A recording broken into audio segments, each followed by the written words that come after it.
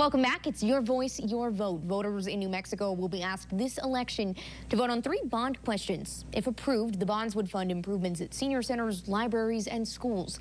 Property taxes are not expected to rise if they pass.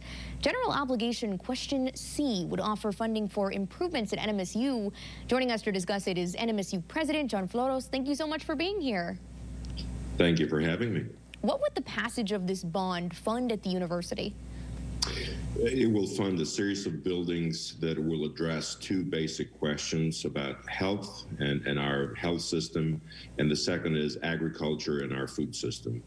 The first one, it's a biomedical teaching and research facility that we will build so that we can do work in terms of cancer, for example, as well as in terms of viruses. We have a whole series of expertise today that allows us to work with cancer-fighting molecules, and this building will allow us to expand on that work.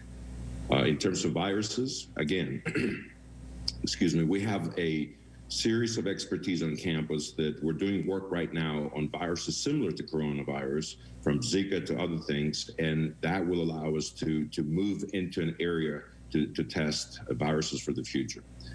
The second part, the agriculture. Agriculture is a big part of New Mexico's economy.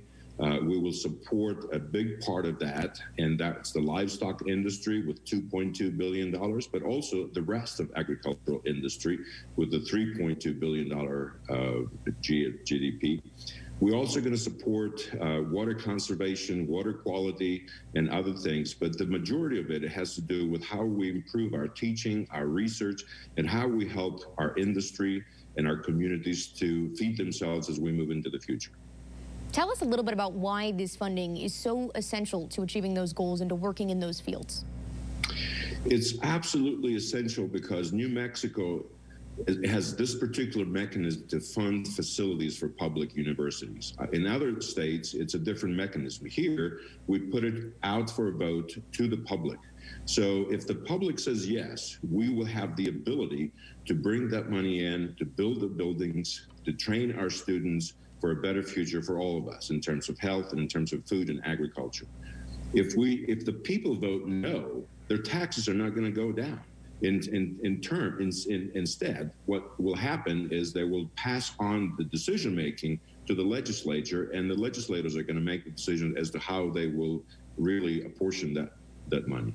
So we're looking for a yes, because that's the public's way to say we want to care about our health, we want to care about our food, we want to care about natural resources, and we support that. As you just mentioned, certainly a lot of different areas that this funding will impact. Thank you so much for joining us and for bringing this information. Thank you for having me. And of course, the general election is on November 3rd. You can always watch ABC 7 on that day for complete coverage on what voters decide. Stay with us. We'll be right back.